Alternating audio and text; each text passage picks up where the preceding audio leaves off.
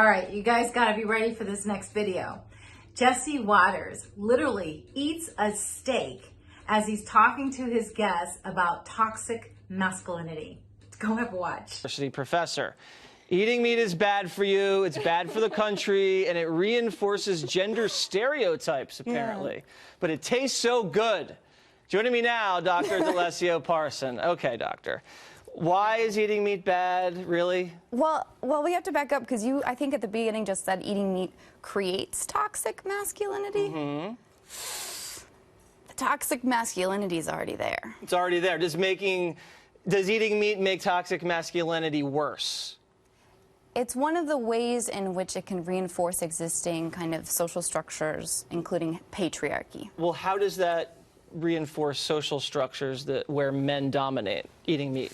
Yeah, it's really complicated. We'll break it down for a, how about this, though? You said we had 4 or 5 minutes, right? Just keep it simple. How does eating meat make the genders unequal? Eating meat holds a lot of symbolism, and it really is too much to explain in 4 minutes.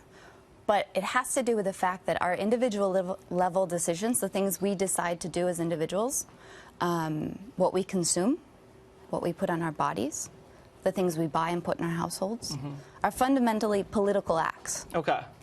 Right? The personal is political. Okay.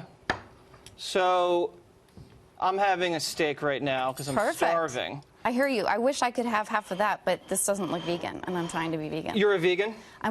It's really hard because I don't know if I told you I'm from Wisconsin. Okay. And cheese was like one of my favorite things. See, that looks pretty good. That's a little rare, medium rare. Yeah. Is got this some nice dead animal, dead cow hanging on your fork? Is this bad that I'm eating meat?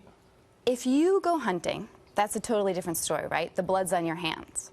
Right now, you're kind of just enjoying the benefit, and the blood's on someone else's hands, and that's not very fair. What if they want to hunt meat, or what if they want to raise cattle?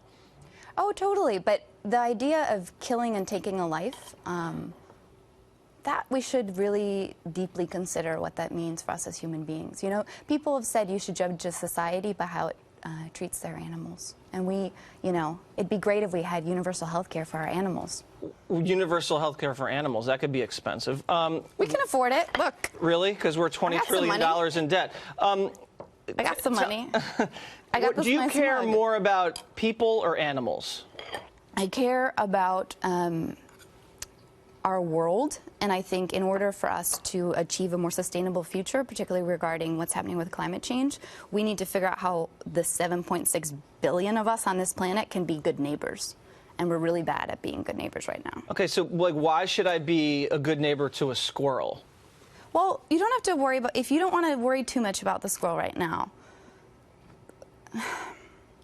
the squirrel's part of nature, right?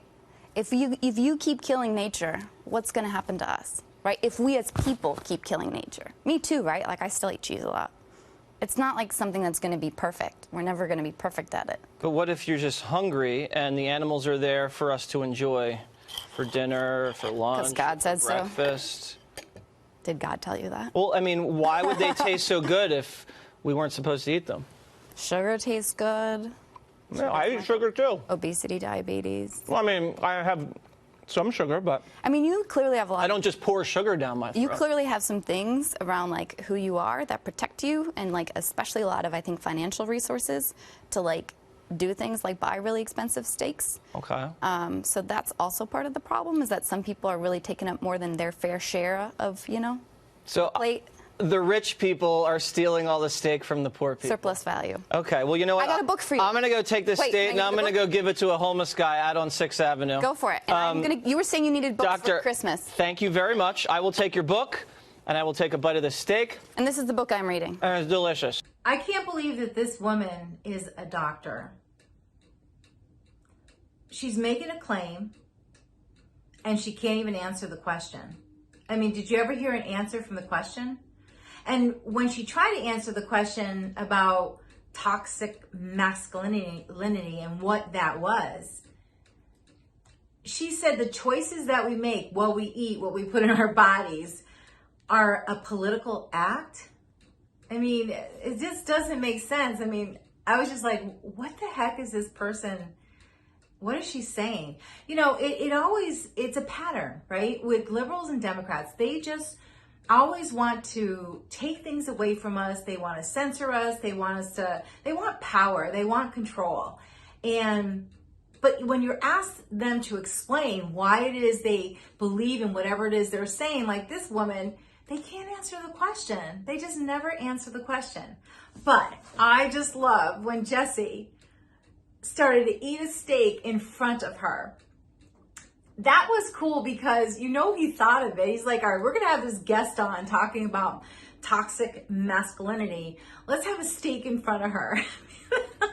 That was just very creative thinking. I mean, he's just awesome. I love having him.